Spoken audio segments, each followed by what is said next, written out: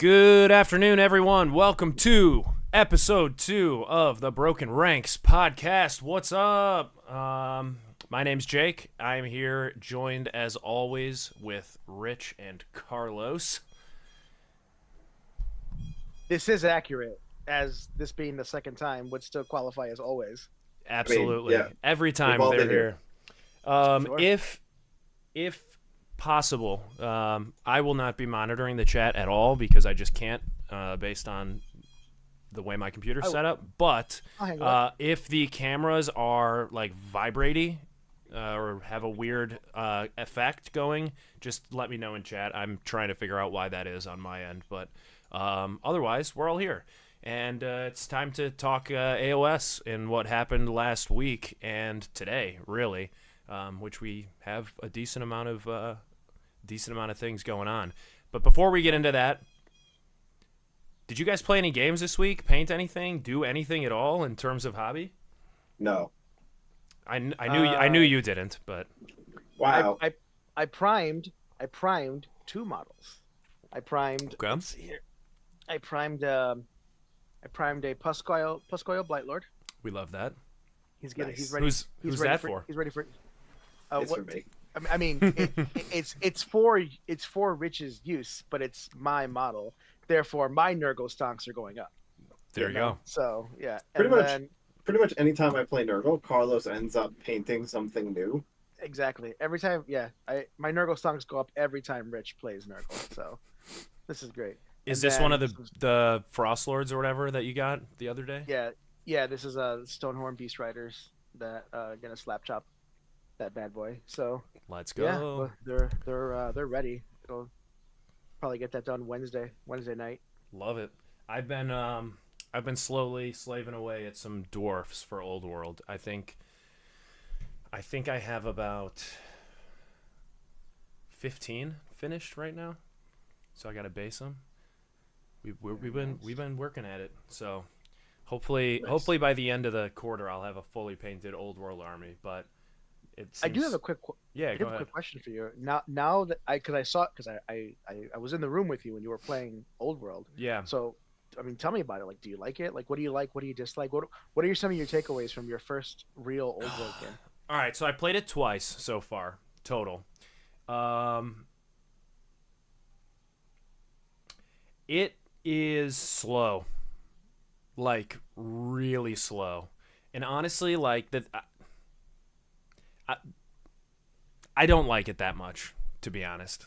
Like I really, Oh, no. I don't like it. The that hot much. takes. Oh no! I really don't. I mean, I'm going to continue playing it. I think like you have to play it with just a different mindset. Like we play AoS like competitively, you know, and we're always thinking how can we tech stuff Allegedly. like yeah, allegedly. But like realistically, like when we're playing AoS, I'm not necessarily thinking about like, oh man, this is going to be a sick epic like thematic battle with my guys. You know, I'm thinking like, all right, how am I going to kill that hero? How am I going to take this objective? How am I going to get the points? Like, my brain is points mode at all times. Where, like, when I'm playing Old World, I don't care at all about points. It's just, like, my models are on the table. They look cool. They're walking forward. And we're rolling some dice. Like, it's just, like, basic tabletop, like, madness. You know what I mean? So... Is it that there aren't like objectives? Like there's not, there's not like circles to stand on, or there's not like things you're trying to do each turn. The two that I played were the way that you win is by killing your opponent's army, and you get points based on how many points the models you kill are worth. So like for example, like if it was an AoS equivalent, like a unit of like Archai are 240 points. If you kill my Archai, you get 240 points towards your victory like score. So it's really just whoever kills the most points. Ivan says it's your fault for playing a slow army. Well, To be fair, he didn't say it was your fault. He said that's not fair. Jake plays a slow army. I said it was your fault. I like that it's slow, but I also it's just different. Like I'm never gonna be able to go into an Old World game. I think like thinking like, yo, I want to win this tournament or something. It's just like a chill thing. You know, if I want to play a game with the boys and just like roll some dice and have a beer, like I'm probably gonna play that over playing a game of AoS where like my brain is on the whole game and I'm like min maxing everything. You know, so I don't know. I wrote up like a nice dwarf list with all the new stuff that's gonna come out that I want to buy. So I'm gonna get like an Anvil of Doom, and I'm gonna get like the king that's being carried by the shield bearers or whatever. Like some of the cool models coming out. Thorgrim. Yeah, and I'm just gonna like throw them in the army I have right now and just leave it at that. I have like 2,500 points by the end of like building everything, and I should be happy with that. That probably never need to buy any more old world stuff, honestly. But yeah, it's fun. Sure. It's fun. Okay. It's different. It's fun. It's just a change of pace, especially right now with fourth coming and we're at the end of third. It's just like, I don't know. I don't really have the motivation to go out and like get a pickup AoS game in right now. So That's fair. I'll go to Brewski, and like if I'm gonna play a pickup game, I'm just gonna probably play some old world because it's chill. You know, Yeah, I think that's right. I think right now it's a good time to dabble in get other some things. yeah, or just work on unfinished projects. Like I've got Yeah. a couple things I gotta paint up, and honestly, I think the biggest thing for me right now has been getting things together that I didn't touch or really mess with in third edition, and just selling it off. Like there's no reason for me to hang on to it, you know. Yeah. So if I didn't do anything with it now, odds are I'm not gonna do anything with it later. So I'm gonna hold. I'm almost tempted to not even wait to see what happens to Cruel Boys and just sell all my Cruel Boys. I have so much Cruel Boy stuff. No, don't be that guy. Be a keeper. mean- Don't be a seller. I mean, I love playing ogres. I love playing Seraphon. I love playing Nurgle. Like, do I need a fourth army? I don't know. I don't know. It's a fifth army at that point because you also have OBR. I mean, it's for Rich, really, if Rich ever wants to play it. So Because I already got enough Cruel Boys. The Yeah, only but are time they I painted? borrowed. No, but neither are all of Carlos's. I don't think. I think No. he's still got. My Yeah. stuff's not even. Most of 90% Rich. of my Cruel Boys isn't even built. you're playing this wrong, Rich. If Am I? if he sells them, you're never gonna be able to play Cruel Boys. If he keeps them, eventually he'll paint them, and then you can play And Cruel I'll be able to Boys. play Cruel Boys. He's not wrong. But I could also just paint my Cruel Boys. I have more than enough to paint. But they're Okay. third on the list right now when it comes to stuff to paint, Yeah. behind Lumineth and OBR. So you'll probably then- get those done in what 2062, maybe. No. Cruel Boys probably not till 2025, but If you I'd say if you paint, I'm gonna say this fucking live on air right live now. on air. Oh, If here we you go. if you paint a whole army and you play it in a GT and it's all your own painted models, what can I give you? What can I do for you? What Buy would you dinner, want buy- from me? buy the man some dinner, man. I will buy you a full dinner. We'll go out to a restaurant of your choice, and we'll have a mandate, me and you. All right, fair enough. I will Yeah, do do no one it. else no one else is invited. God damn. Just me and Rich. I'll pay my own bill. I just All right, wanna then hang you out. can come. We can all go. All right. We can all go. But I'll pay for you, Rich, if you But- do it. By the way, really quick, Ivan says that Jake, you need some wizards in your list in order to have real fun and silliness to happen. Well, So, dwarfs don't have okay. wizards, bro. So I don't know what to tell you. Oh, really? Yeah, there's no No, the only they- thing we have is they're a not many. rune lord. Yeah. Yeah. We're -1 to all magic too, like minus magic resist. So if you target a dwarf in Old World with a spell, it's -1 to cast, just period. That's really cool. And like, why isn't that in Sigmar? I don't know. The That's a good point. I The guess- Firesayers have a 4-up ward most of the time, Yeah, so They I don't don't really need want to it. hear it.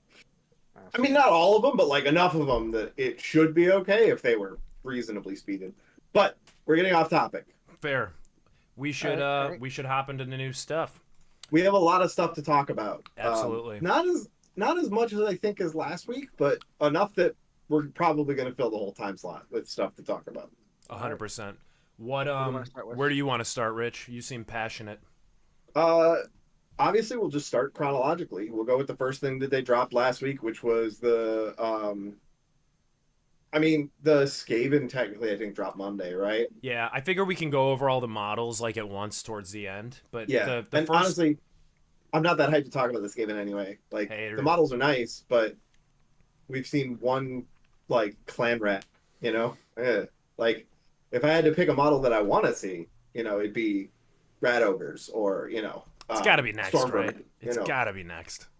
something. Something. Anyway, Anyway, so let's start. the first Let's start with commands. yeah, so the first thing that came out was the commands. So react to your opponent with powerful new commands in Age of Sigmar. How do you guys feel about the hashtag new AoS, by the way? I've been seeing that on all the posts. It's like on everything. Honestly, I think it's good. We definitely talked about this No, last time. No, we didn't. no, we didn't. Yes, because this is how the conversation about whether they're going to get rid of pylons. We never talked about that either. This was all in we our did- own personal We time. did talk about pylons because we talked about them removing weapon ranges.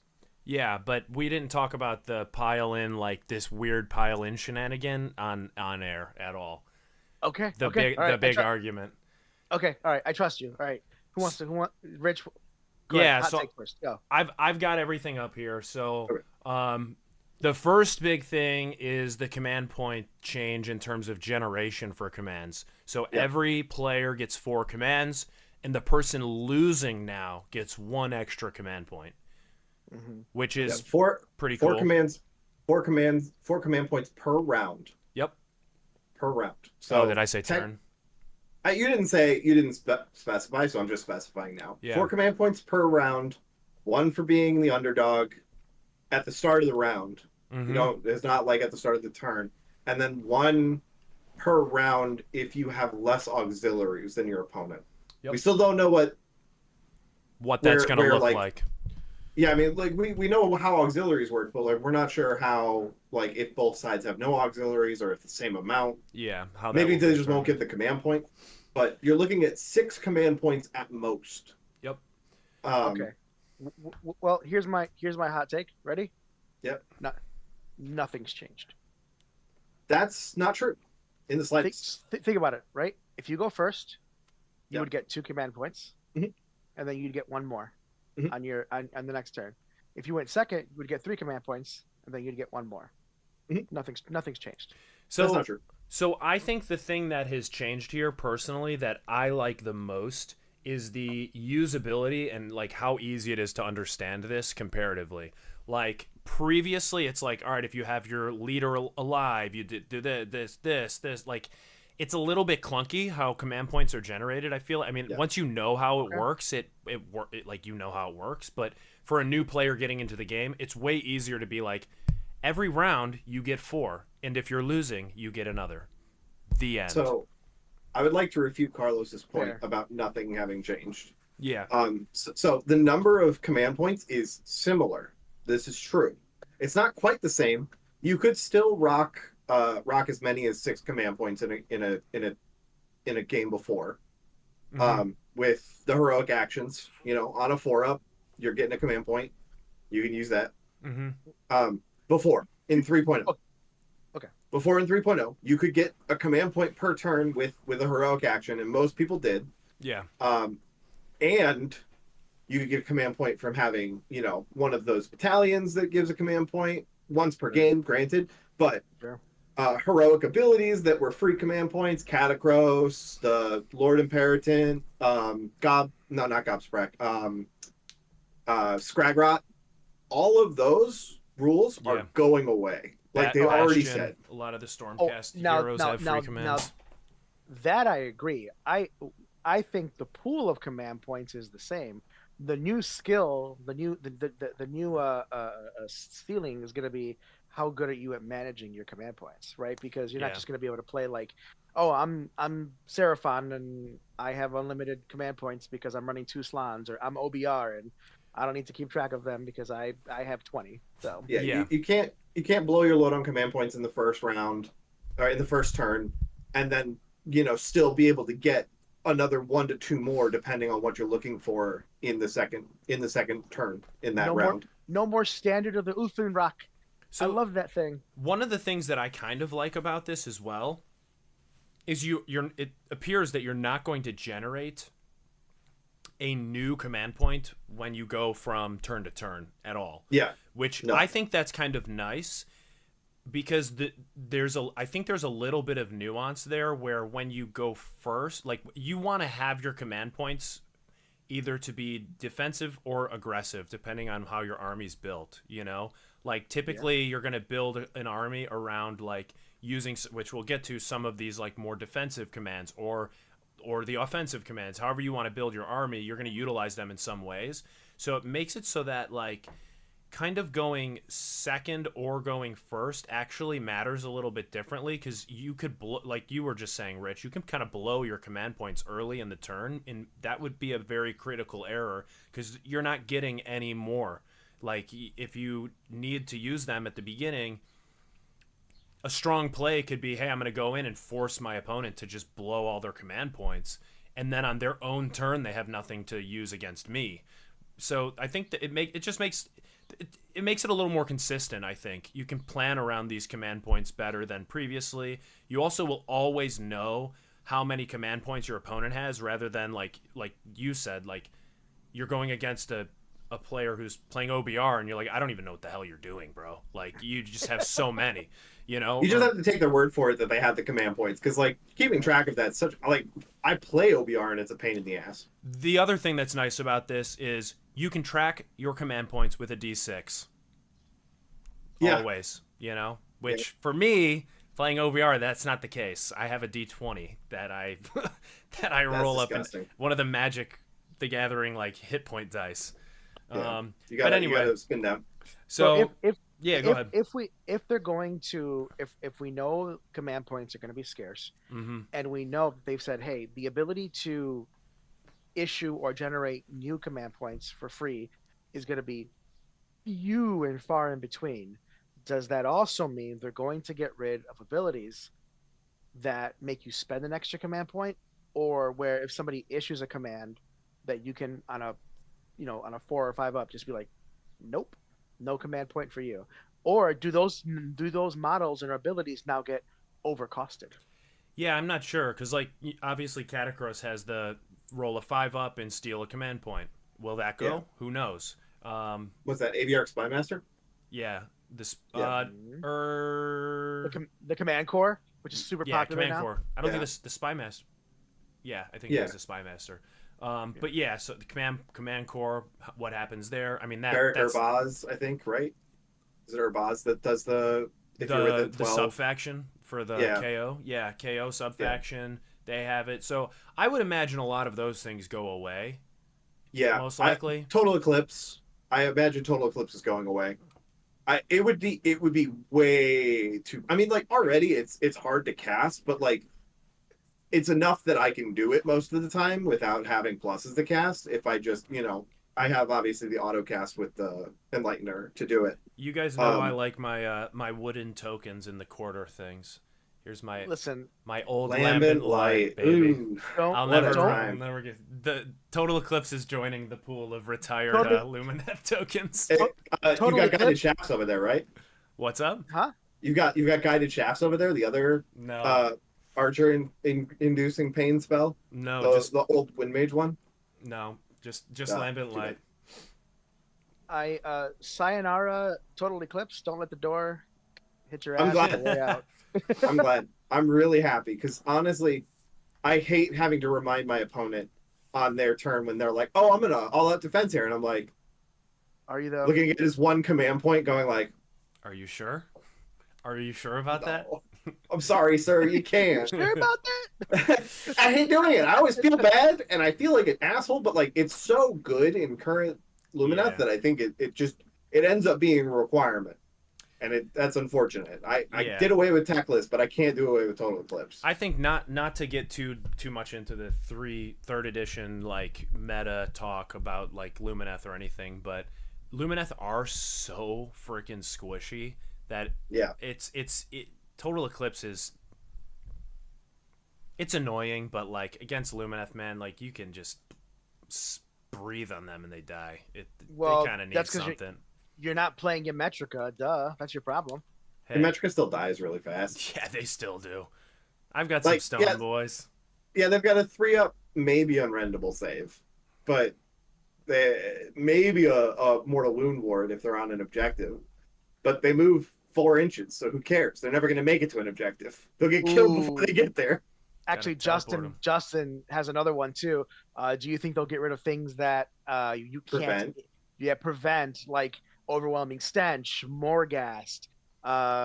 Who else prevent? Things like that. Things that say, hey, No. while you're in this aura, you cannot. Yeah, I actually agree with you, Rich. I don't think they will, because those are so rare, right? Like even now, I can only think of 3: Morghast, The overwhelming Epitome, stench. Morghast, Overwhelming Stench. Is it the Epitome, or is it a command trait that you give the Epitome? Maybe it is the Epitome. I'm sure Patrick's gonna chime in 30 seconds. To be fair, Patrick said the Epitome when we were talking about it, so that's Okay, how I okay, remembered it. So it's Patrick's fault that I even remembered it in the first place. And by fault, I mean to his credit, I remembered it now because he said it. Or they said it. Hold on, we have frozen. I think our voices are Oh. still good, but give me a second to just reset the video. Oh yeah, they're right. Ice cold. Discord is having an aneurysm right now. Can you guys still hear me? Yes. All right, I don't know what's going on with my Discord, but worst case scenario, will be voices. But Okay. anyway, Patrick says it's a model ability. So Yeah. there you go. it's Yep. it's a model ability. Oh, the Epitome. The They Epitome. they are correct. They are correct. Uh, Technically correct. The very best kind of correct. they can still hear us. Yeah, think. I don't even know how this is functioning. Give me 1 second. Do you here. want to end the call and pull it back up? Yeah, Would I have that to I have to task manager the call really quick. Kevin has confirmed that the audio is still working. You know what? I can't even find Discord, so until this just completely crashes, we can just go with Okay. image only until it starts working Okay. again. I'm not too concerned. Cool. Well, as long as they can hear us fine. That's yeah, nice. that's really all that And matters. they can see your screen, which is the They can't see your screen. Yeah, it's there. Yeah, it so- was gone for a second. I got scared. Yeah, because I'm All right. I'm toggling stuff, but it should be good Sure. now. So you guys should be able to Okay. see the website at least. All right. All right, cool. So- So with all of that kind of being said, let's look at these. Let's look at this stuff, right? So the first thing we should probably look at is the reaction step. Absolutely. So we have.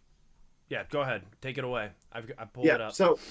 So when you're using any ability, and by any ability I mean run, charge, shoot, attack, all of that will be taken in steps. And they haven't showed us those steps. We're probably going to see them this week in the combat breakdown. But it all starts with the declare step. You follow the rules in the declare step, then you resolve it. Action's done. In most cases, as far as we know. Yeah. So reactions are command abilities that you can take in reaction to someone declaring something. Mm-hmm. And that's important to note that it's being codified as its own thing. Yeah. And it's right here. You can declare the ability, use the reactions, resolve the effect. Those are the steps. We'll probably see what breaks down into each of those steps because there's some questions about like the charge, when the charge roll is made. Is that made during the declare step, or else the re-rolling charges we're going to look at later might change Yeah. how it works. Do you think this will help clear up maybe some etiquette as far as all out attacking and all out defensing? Because I think right now, for the most part, when you have two excited gamers playing, a lot of times you'll attack and then you'll sort of forget to all out attack Yeah. along with it, and then somebody will all out defense, and then you'll be like, oh, well, actually, I'm gonna all out attack. And a lot of times, normal etiquette, right? You're playing with your buddies. You say, hey, it's fine. I figured you were gonna do it anyway, maybe. Or now there's this set a precedent where you're a little more strict with that etiquette. You're saying, hey, listen, you had to declare that right as per the rules here. It says, hey, after you declare an attack, your first reaction has to be, are you going to all out attack? Because maybe that's going to decide whether I all out defense, you know? Yeah. I think that this is a really good just clarification obviously this is how it was already supposed to be working, right? Right. Like this is how this is, but this makes it very, very clear. So I think in some senses, like if I'm just playing with my buddies and I'm like, I forget or someone forgets, I don't really Right, care yeah. that much. But like at a tournament, I think this does sort of clarify that in a lot of ways. There's sort of no more excuse to forget. You have to be on your game. You have to be remembering this. Yeah. It's It- just too clear now. The way they're making the Yeah. game is too clear in a good way, right? Yeah, Yeah. I think my only exception would be at this point would be like if I'm playing with my buddy pals, right? Like Mhm. if I'm playing Patrick and we're at the final table and he attacks and he forgets to declare all out attack. If that's like I'm gonna look at the table and go, you know what? It was clear to me that there's no other thing you could have possibly decided to do at that point Yeah. other than all out attack. Why am I gonna be a dick about it, right? But those kind of times are gonna be few and far in between. You know what I'm saying? Yeah. Yeah, and Pat's right. The current rules are laid out like that, but the current rules don't, I think, specifically call out in most cases, or we all forget when you're supposed to be declaring all out attack and all out defense. This I is know. just bringing us to like the maximum level of like codifying. Mhm. Kevin's right. Still kind of weird to declare after the roll, though. Yeah. Yeah. I think if you roll, I think if you roll all your dice, then you're kind of out of luck. I'm not gonna lie. Yeah. But like, if your buddy rolls attacks and you're like, oh shit, man, I was doing something. Like my brain wasn't there. I want to all out defense. This one is my only. That's normally fine. It just don't be an asshole. It's just Sure. the golden rule.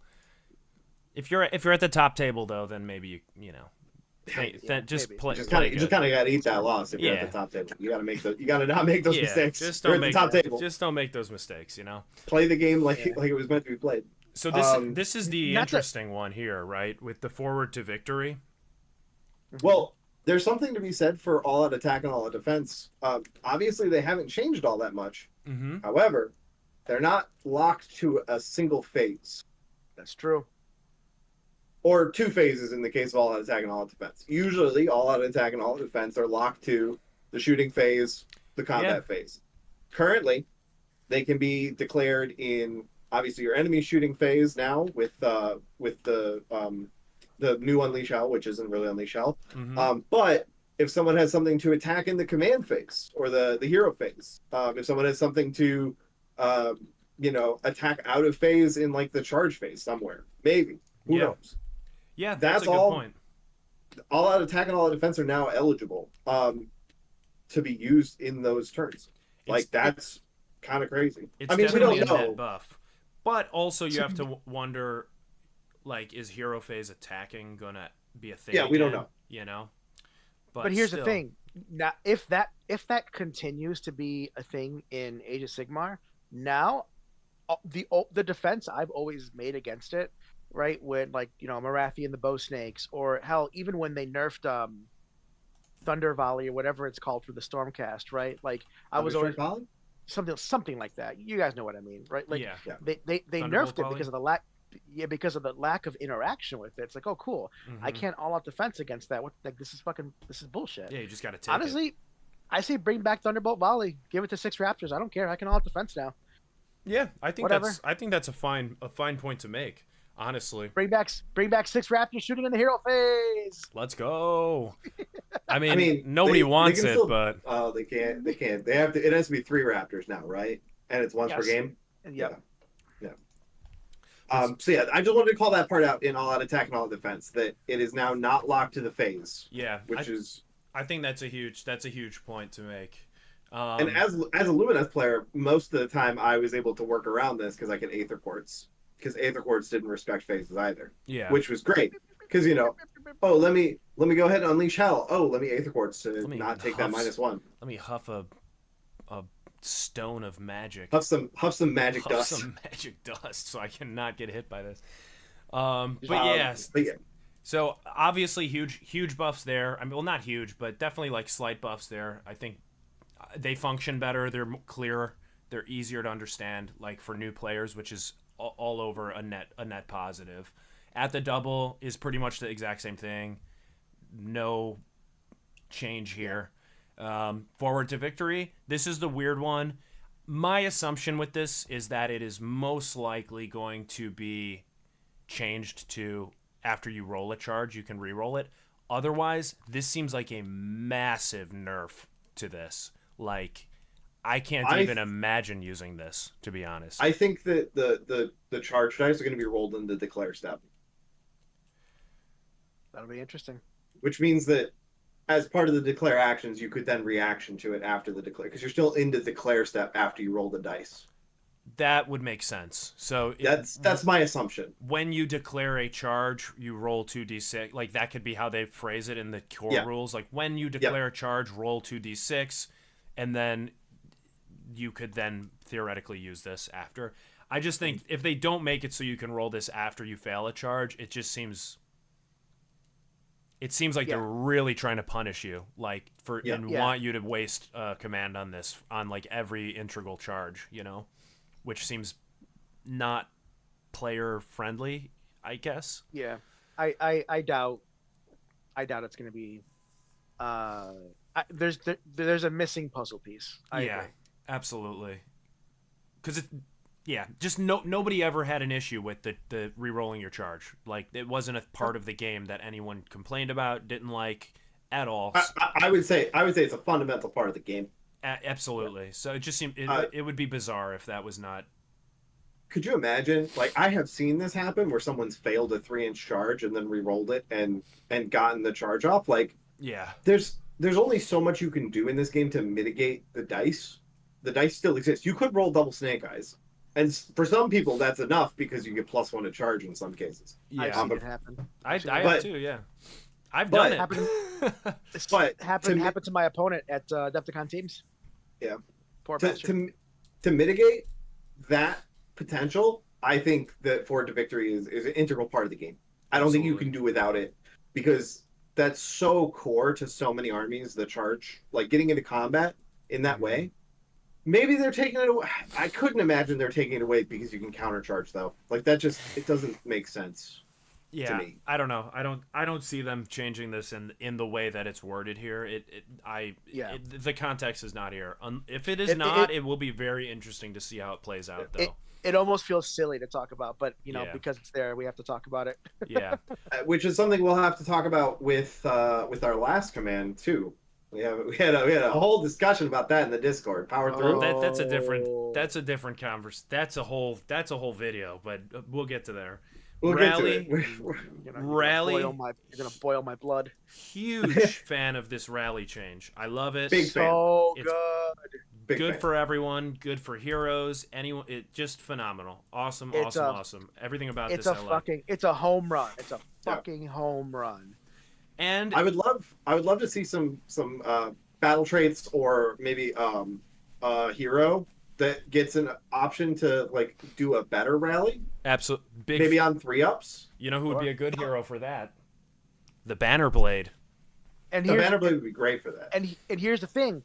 Now, with the way Rally is written, giving people 3-up rallies, even fucking 2-up rallies, is still not broken. Exactly. Because you're gonna max out at 6. Yeah. It's awesome. Yeah. I love it. At best, you're bringing back 6 models, and that's assuming that your models are 1 wounded pop. Which Now I'll tell you where, if GW starts fucking around with this, they're gonna start messing up. They're gonna start messing up the delicate, beautiful balance they've done, and that's if they start coming out with rules where, like, for every 4-up you roll, bring back 2 points of healing. God damn it, GW! That'll be in the FEC book probably. You were this close to greatness. I think this is phenomenal, and I cannot wait to rally back 1 Morghast with 6 4-ups in 1 roll. Oh man! You know what I'm saying? You guys ready for that? Because I'm ready for that. I know Justin's in the chat. He's definitely ready for that. In addition, we're still any hero phase 2. Yeah, true. That hasn't changed. Very good. Still helps with this. I also like that a lot, because this helps you bring like large blocks, in my opinion, too. So I can see this with a bit, because 20-man blocks of Mortek Guard, assuming that is what I would be maxing out at, right? Because we can't double reinforce anymore. That This is is gonna what help you're my maxing with. this is Yeah. gonna help my stone horns just sitting out there. We're like, here you go, buddy. Yeah, true. Heal some wounds. Honestly, it's such a big heal, like compared to the old It's better than whatever a the lot rogue of War sounds like. Scroll spell heals. Yeah. Like Yeah. some Well, of them I are mean, like, almost let's every War cast Scroll- a spell and do D3 heal. Like, Yeah. like this is amazing. It's phenomenal for one command point. Yeah. I mean, it averages out to be a 3 heal in most cases. Yeah. Well, all 3s. You know, you hate to see it, but it happens. But you could also roll all 6s, and you know, you're healing 6 wounds. You're healing a whole foot hero back. I really hope that and it also means that Gits aren't going to be able to abuse the Gobblepalooza. Yeah. Because Yeah, those guys are like 3 or 4 wounds a pop, 5 wounds a pop per model. It's an insane amount of wounds for a Is it? 2-cast bullshit. I'm Wizard. very curious to see how a lot of the just in the game already healing type spells just change because of this rally change. Yeah. The interesting one that we saw is Nagash's, which did change. It's no longer an aura, and now he has to cast it on individual units. I wonder 3. if, for me, like, if that will happen to Arcan as well, or like, obviously Catacross also has a heal like this. So how do those change? How do other heroes that have heals like this change? That seems to be a direct result, I would assume, of rally, the rally change too, because otherwise that would be an insane amount if I'm able to bring back 6 models plus another D6 plus 4, like to ever. So I'm curious to see how other armies change in regards to just like their recursion and stuff as a result of this rally change. I mean, to be honest, I don't think it changes. Like, if anything, this is still, if anything, you keep the recursion for death the same, because now I can't. If I'm missing 17 Graveguard, I'm gonna roll 17 dice. I have a chance to bring back 10 Graveguard. Yeah. Okay. Worst case scenario, right? Oh, sorry. Best case scenario, I roll 10 sixes. I can bring back 10 Graveguard. Then I can use my recursion to bring back another 4 Graveguard and do all the other bullshit. Whereas opposed to now, the most I can bring back in total with my recursion is 10. And that's assuming I roll all 4s. So I don't think it really. I guess you're right. If anything, this slows down the recursion for death, because for big blocks of death, I guess, to be more specific, Yeah. for big blocks of death, right? People that are running like 40 of the crypt horrors, or like 40 zombies or whatever, like this slows that recursion down, to be quite honest. So Yeah, I think I wonder also if do you think they'll make it so you can only bring back 10 models still, or 10 wounds still to an individual unit, or do you think that will be gone? From all sources, you mean? Yeah. No, I think that'll be I don't gone think because you can only roll the 6 dice. The most you can do is heal 6 wounds. So He's there's saying no need- he's saying from like if you Multiple healed with like sources. a spell or an ability, like Yeah. is like maybe they codify in the core rules that you can only bring back 10 models a phase. Yeah.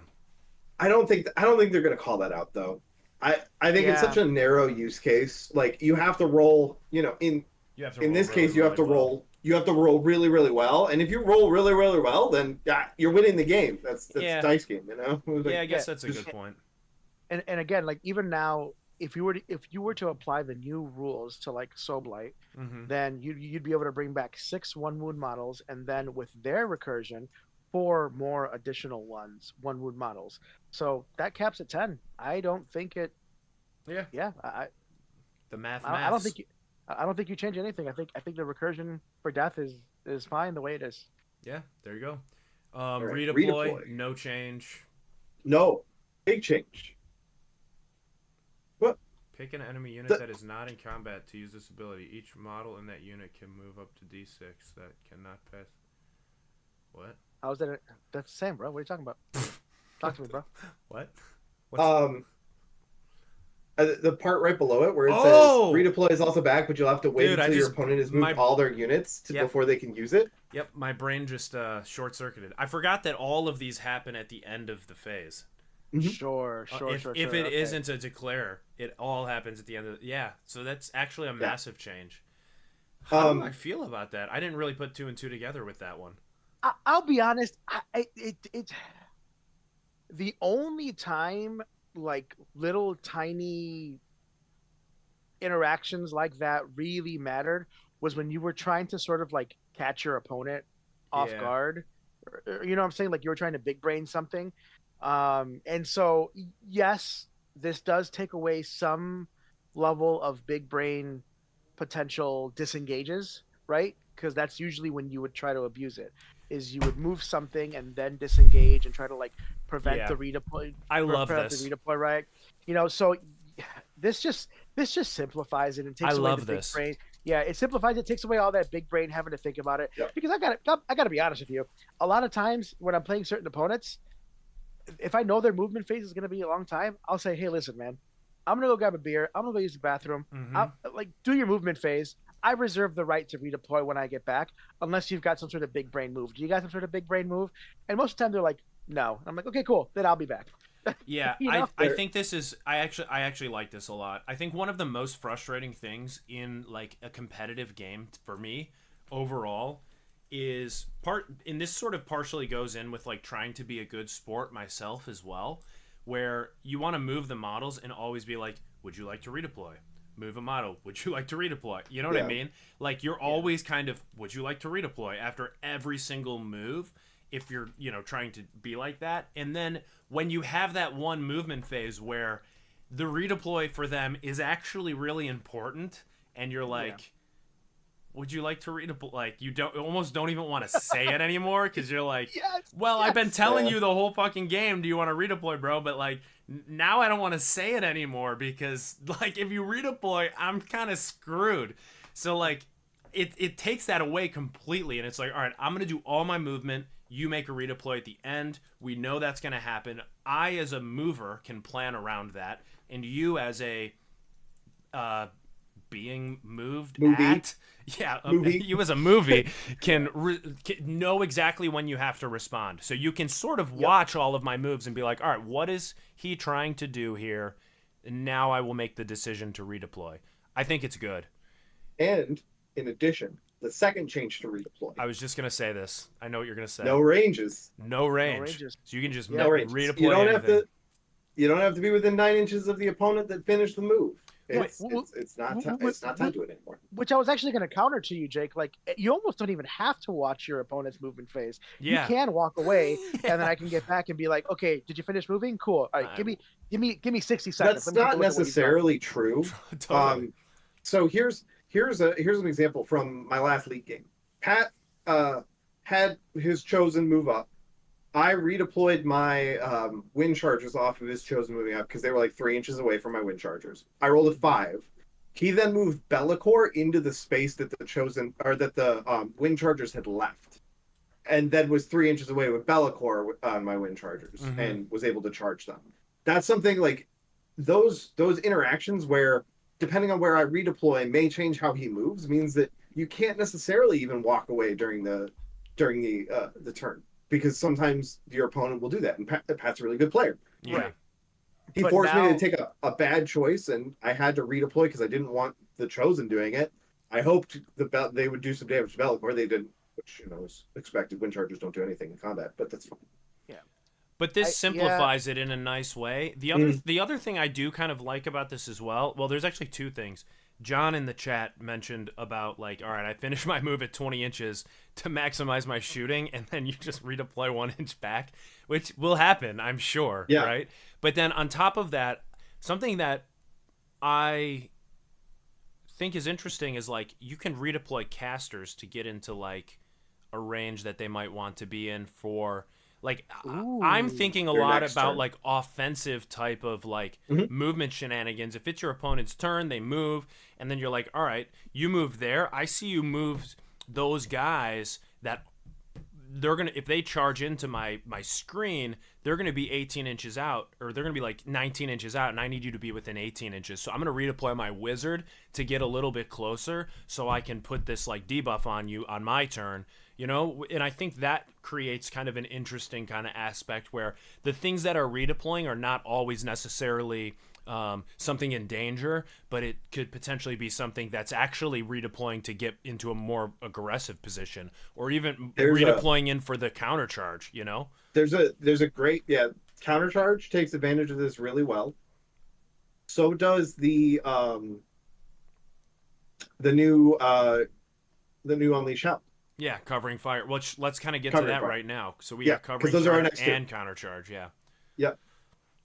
I'll be honest. The first 3 times I read Covering Fire, I thought it was OP, and then it wasn't until Pat was like, "Did you read the part Read it? where? Did you read it? Did you read it? Did you read Did you it? Though? read it? Did you read it, or did your ADHD read it?" And then I read it again, and I was like, "Oh, My yeah. ADHD read it. Wait, My so HD so Reddit, got why it. initially did you think it was OP?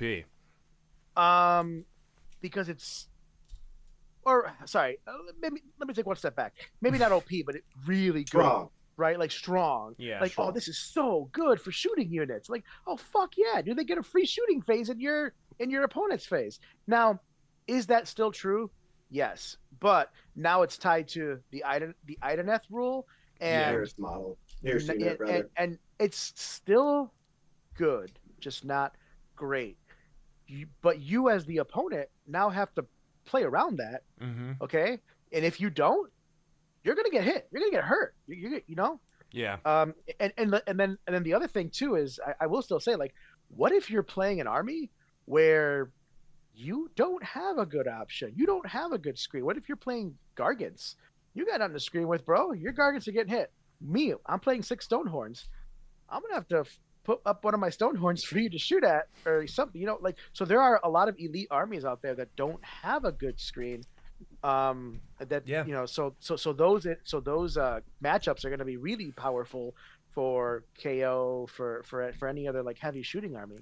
The So, thing that I still- the thing that I still- think go ahead. makes this not that powerful overall is actually the change to rally, which might sound a little weird, but I feel like there's now a lot more consistent healing in the game, and because you can rally anything, like, I don't really care if you kill a couple things with covering fire, because I can just rally it, you know? So Yeah. I think covering fire is just it's the final piece in the puzzle for me to 100% say that artillery is going to be great in this new edition. Yeah. I hope. I would love Because good artillery. We talked about it Yep. before, you know, how artillery didn't really take advantage of Unleash Hell ever because most of them had a 6-inch range for like your big Mortek crawler, your any of the catapults usually had a 6-inch like minimum range. Yeah.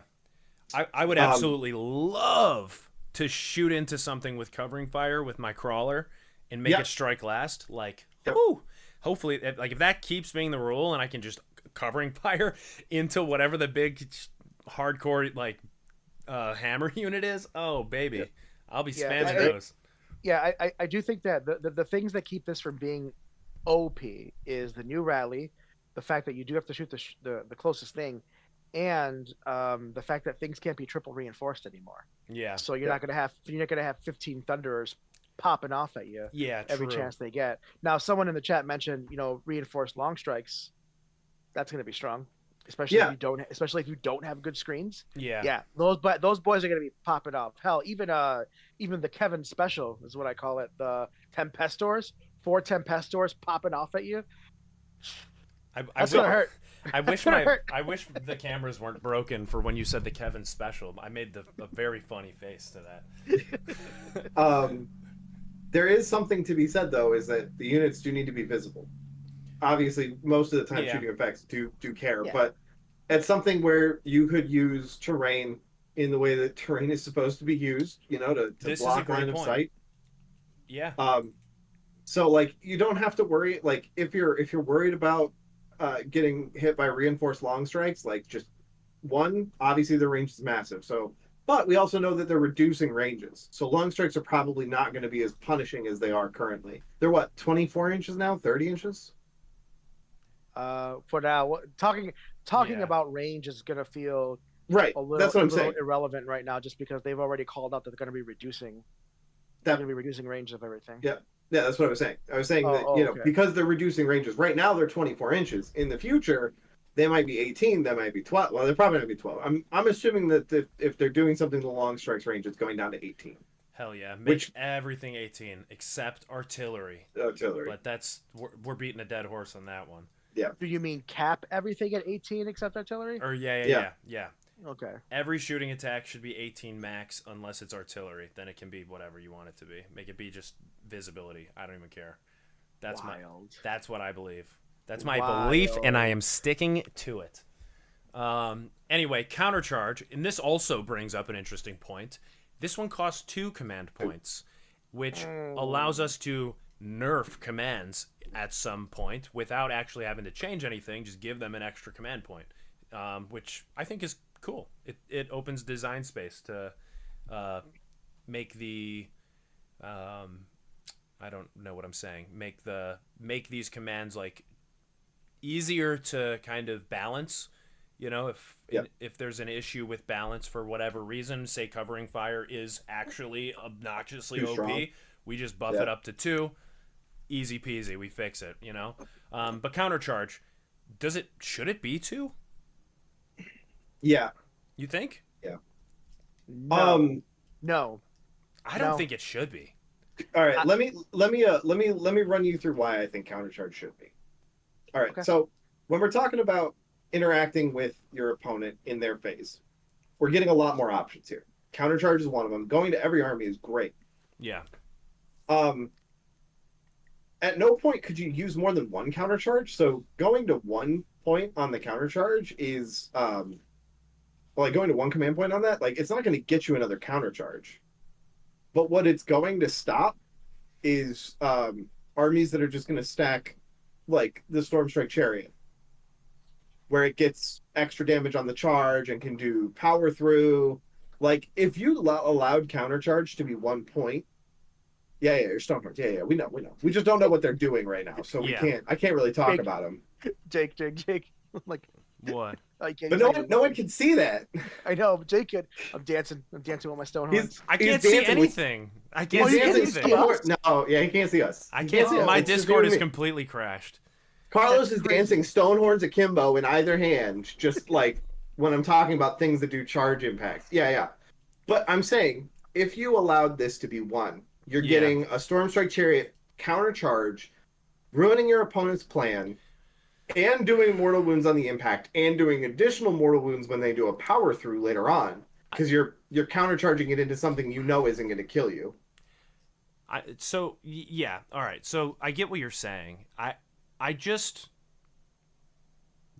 is stuff gonna have that much damage on the charge still? Like that's what I don't get. Yeah. I don't think it's going to. I So mean, why don't we I look at the Stormstrike Chariot real quick? I think Like- it should be 1 command point, 2 if you're a monster. Done. No. Look at the Stormstrike Chariot. You're gonna So, make me I'm pull looking. this up. Yeah, pull up the track. Please. You scroll down twice. You just scroll it's, down, buddy. It's in the same thing. Oh. Just right, it's right below it. Okay, yeah, so let's see. So, Stormstrike Chariot, effect when these users use power through command, so that is power Are you- through, that's the different thing. Are you scrolling? Oh, no. Oh, all we see is Firefox now, buddy. There you go. There we Huh? go. Okay, cool. You got it. I mean, there's a delay on the stream, my I brother in Christ. Yeah. You gotta chill. All right. So you're looking at the passive. Yeah, I'm looking at Azir Unleashed yes. and the passive. Okay. So Azir Unleashed is declare if this unit is charged this phase, and this is any charge phase, not your charge phase. So On it a works in your 2-up. opponent's charge phase.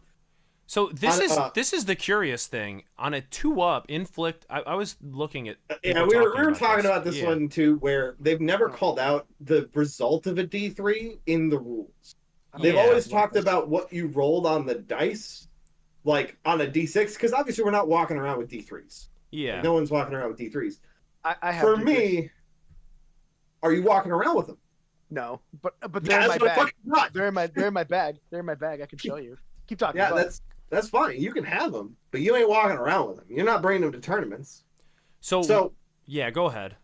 I think what this is trying to say, and I wish it wasn't, is that if you roll a 3 or a 4 on the dice, that's considered rolling a 2-up in this case. So you're on a 3-up, you're doing 2 to 3 mortal wounds. I think at maximum you can do 3 mortal wounds with this effect. Yeah, Yeah, That and is that's how I dumb. read this. It is 3 Yeah, that's maximum. yeah, no, Dumb. 100%. The maximum isn't the question. The question is when I roll my d6 to determine what I'm rolling this d3. Yeah, Yeah. we see your d3s there, friend. When I'm rolling this d6 to determine it, if I roll a 2 on the d6, am I doing one mortal wound because it says on a 2 up, or am I Yes. doing no mortal No. wounds, which is what No. everyone else has said? No. So That's the thing. this is what I believe. If you roll a d3 with a d6, a 1 and a 2 don't do anything. A Yeah, 3 that's and a 4 do two mortal two. wounds, Yeah, and a 5 and a 6 do 3. yeah. And That's that's that's what how I would rule this.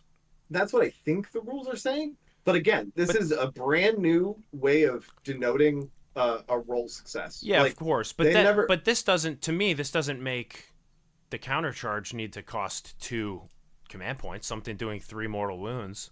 2 to 3, and they get the better damage on the storm strike axes. Yeah. And in addition, at the end of it all, when they haven't been killed because they're a 3-up save, 10 wound, 10 health chariot that countercharged into your opponent to get the thing that you're looking for, then you have the passive come into play, and that's where you power through. Is that Yes. worth 3? Is that worth 3? Yeah. command points? So what is It is worth 3 command points. Disagree. I think. Disagree. I don't know. I don't see it. I personally believe that the countercharge should have costed 1 command point for now, and it would have been a very good opportunity for them to allow that to play out, let people like abuse this rule a little bit, and then buff it up to 2 if it actually is an issue. Because I think the way it currently is, like, there's not many instances where I want to spend 2 command points and also possibly miss the charge.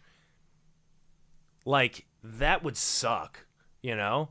And a lot of times, if you're smart, you're going to be positioning in a way where, like, you're not going to be giving your opponent super easy countercharges. Especially if they have a storm strike chariot, you know? Yeah, I guess they could redeploy in, but then you're countercharging for fucking, that's 4 points. That's 4 command points in your opponent's turn. That's all you have. To interrupt your opponent's like 3 or 4 unit charge, yeah, totally worth it. I think 100%. I think the Storm Strike Chariot, maybe in my opinion, isn't the best example. I think a good example is something that people are pointing out in the chat. Like, it starts getting busted and starts getting worth 2 command points when you start talking about Kragnos charging you, Nagash charging you, Stonehorns charging you. That's when it's absolutely worth 2 command points. And that's why I think it should be prorated. I think it should be 1 command point for everyone, 2 command points if you're a monster. Yeah, Done. I'm Fixes kind it for of everything. I'm kind of with that. I'm kind of with that opinion as well. I disagree wholeheartedly. I think you guys are really underselling the value of a countercharge for a whole bunch of armies. Kevin also made a good point. You can't countercharge off of a redeploy because you can only get 1 command.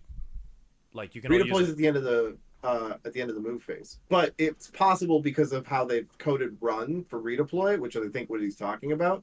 That since a redeploy is a run, you can't run and charge. Yeah. That's what I'm assuming. Okay. But okay, yeah. If that's what you're talking about, then yeah, 100%. But how interesting. Again, that's something that we're not sure of because they may change the rules. Possible that everyone can run and charge. Who knows? We don't know. But my point we got Caleb Walters in the house. Let's go. What up, Caleb? Hey, we're kind of popping. We got some people in here. It's kind of wild. Hey, very nice. Anyway, moving past the countercharge, we're literally still in the first fucking document here. Magical intervention, awesome. I love it. I love it. Great. So many times where you want to get up a spell and you're going first and you want to get off that ward or something. Amazing. Your opponent misplays, puts something up too close, and you want to get a debuff on them. Awesome. Phenomenal. Great. I love it all. Yeah. Even I think nothing more to be said. It's just good. Yeah. I think it's probably the most powerful, most amazing command trait they've given us Yeah, in the game. I Bravo. love it. I love it Yep. wholeheartedly. It also gives you a chance to try again on some of those really important like buff spells that may like if you're forced to go first, you might get a chance to try again. Like if I'm trying to cast Protection of Hish on Yeah. my wardens, I might get another chance at it. I get another bite at the apple to try to get that 5 aboard for Eltharion because he fucking needs it. Yeah, I think there are a lot of spells in the game and prayers that are almost like game ending if you don't get them off for some. I almost just said companies, dude. My brain is off the rocker.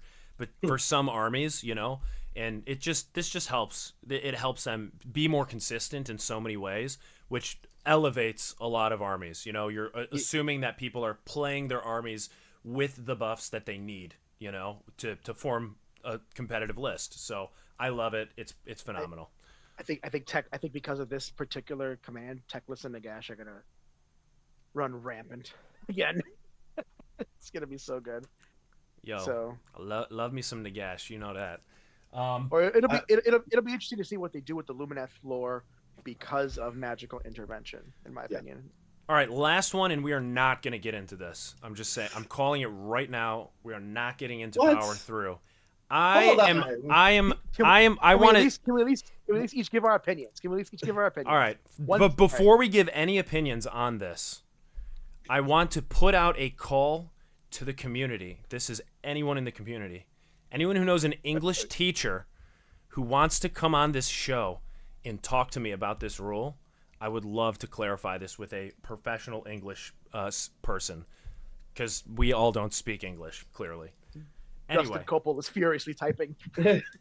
so very quickly, power through. This ability or this command allows you to, after you make a charge with a unit, you can declare it. If the unit has a lower health characteristic, you can inflict D3 mortal wounds on them. Then Read it verbatim. Then that's what I'm gonna do. Then the unit using this ability can. You've already started off wrong though, because this is at the end of the turn, not after something is charged. Yeah. It's Whatever. fine. Who cares? Whatever. Yeah. So, then this unit using the ability can move a distance up to its move characteristic. It can pass through and end that move within the combat ranges of enemy units that were in combat with it at the start of the move, but not those of other enemy units. It does not have to end. It does not have to end the move in combat. It does not have to move. It does not have to end the move in combat. Okay. Yep. So number one, this allows you to be in combat, power through, and leave, which is great. That's a good Amazing. addition. This also very clearly allows you to move around a unit if you would like. True. However, this is where the point of disagreement comes. Yep.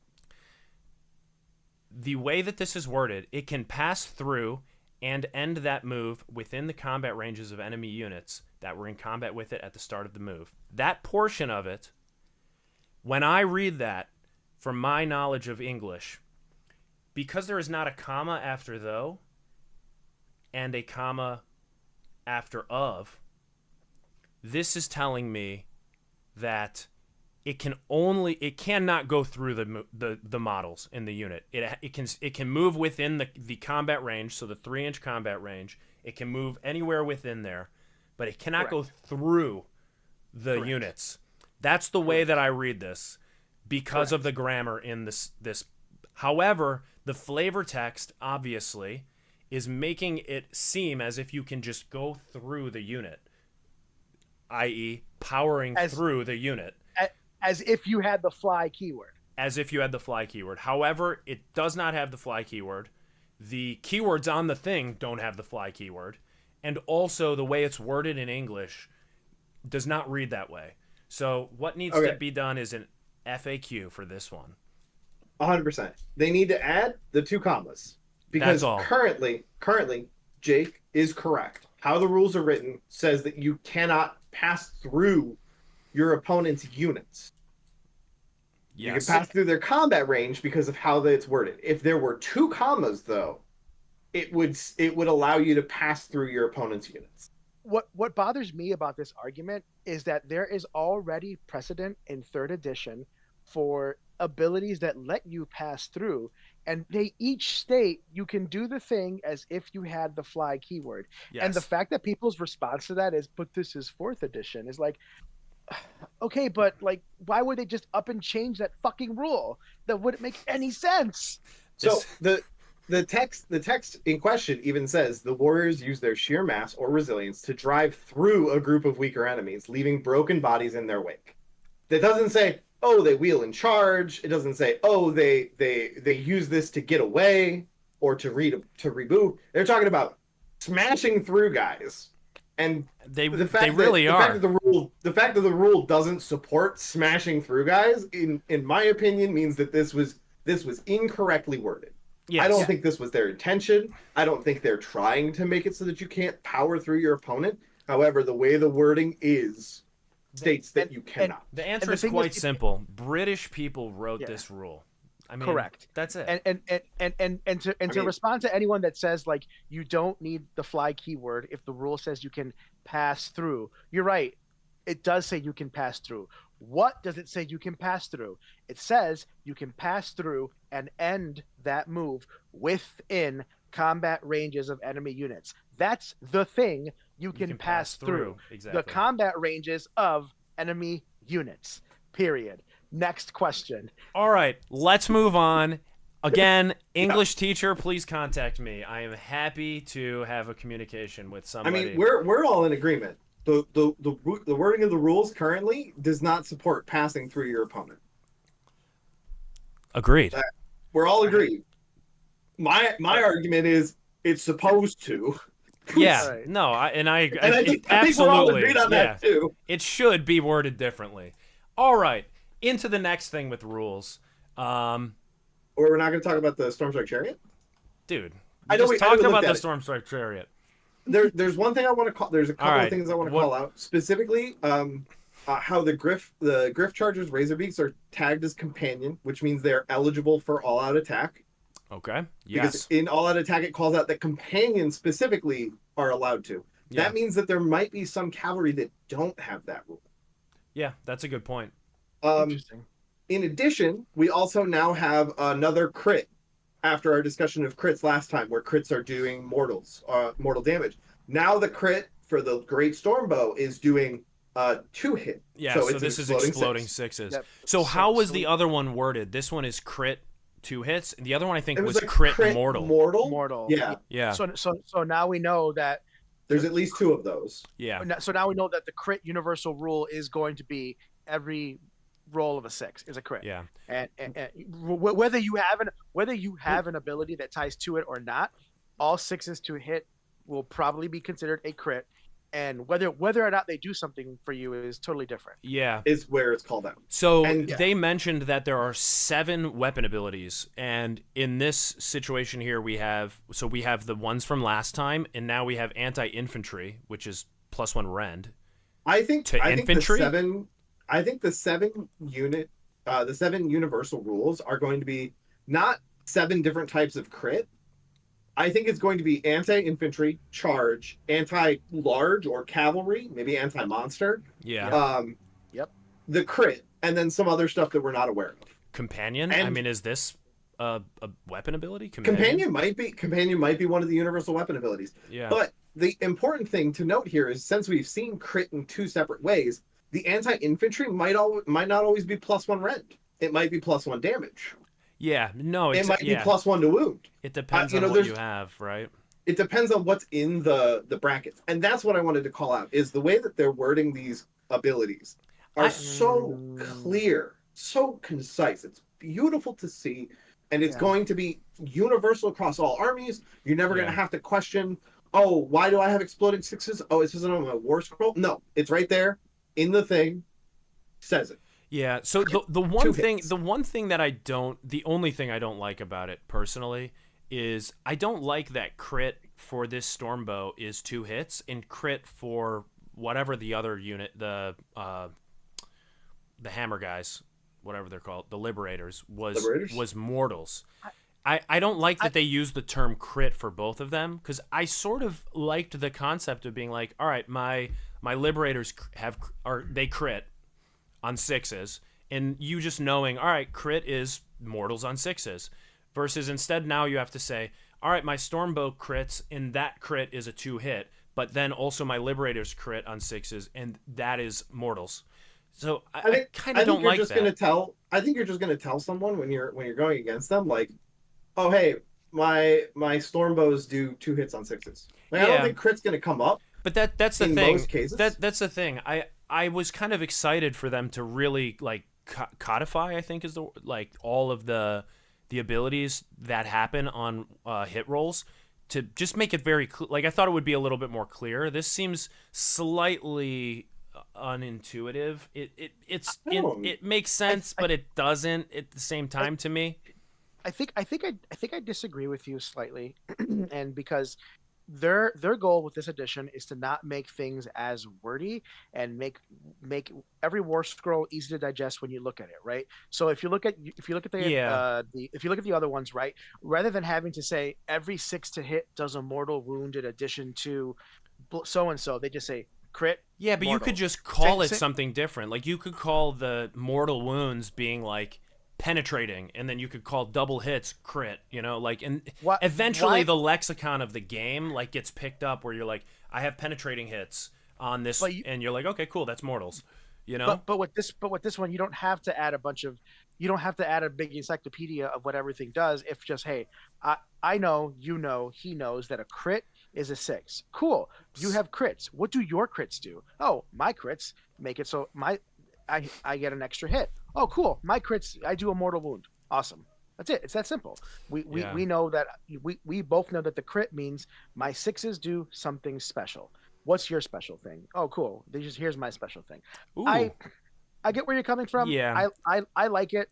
I think it simplifies it, and I think it's going to make it easier for everyone to, especially new players, to digest the War Scroll cards. It absolutely simplifies it already. I just wanted a little more. That's all. I'm still very happy with this. I was Sure. expecting something slightly different. This is interesting So from John in the chat. He yeah, just I was says about to call that he out. just says the chariot does not have the single keyword, so you could theoretically reinforce this chariot to have two. That's kind of So cool. Oh Lord. I don't think that'll happen too often because if you notice how the rules are worded, it's the unit rather than model. Oh, so you would only yeah. You would only get Azir Unleashed and you would only get Celestial Blaze once. You wouldn't get it twice. You would still get two like two profiles of attacks, obviously, but you're not getting the charge Yeah. thing. Sam says Jake just wants to say I penetrated you. Yeah, that's true. We all Hey know it. man, I didn't say nothing like that. All right, on to the next thing. So On to the next thing. this is going to be a little bit more interesting. Not more interesting, but just different. I think it'll be briefer though. I don't think we have Yeah. as much to talk about with the battle traits and battle formations. So long story short with a lot of this is from my perspective, the way I'm reading this is kind of like this stuff that just your army gets. Like kind of your what are they called right now? Somebody help me Allegiance out. abilities, Yes. abilities, and Yeah. sub-faction abilities. Yeah, it's basically like Yeah. sub-faction abilities here, but they're just termed different, and they've removed the entire concept of heroic actions. Realistically, they've just rolled that all into one big thing. Yeah, they have. They said heroic actions are gone. Yeah. I think it's cleaner. It'll be interesting to see if this is all the Stormcast get. There's no way, I right? don't. I mean, you'd be surprised, man. Like, I don't if think you, so. If you, well, here's the thing. If you look at like 40K, right? My just taking a step back, my Death Guard in 9th edition used to have a whole page of things they could do, and then when they came over to 10th edition and they said, hey, we're going to simplify all the sub factions and we're going to simplify all the allegiance abilities. Now the Death Guard do 2 quick things, right? Yeah. And so that seems to be the route they're going with now in 40, like just like 40K, where instead of a whole ass page of things that your army does, it's your army does this and your army does that. Cool. Yeah. And if you pick this sub faction, your army also does this. Cool. Now, I think as long as everything stays unique and thematic, that's fine, right? I don't need a page of super cool things I can do. That's just gonna confuse, like, because to me, one of the biggest determiners of skill in Age of Sigmar in any tabletop game like this is how well you remember what your opponent's army can does, Mm-hmm. right?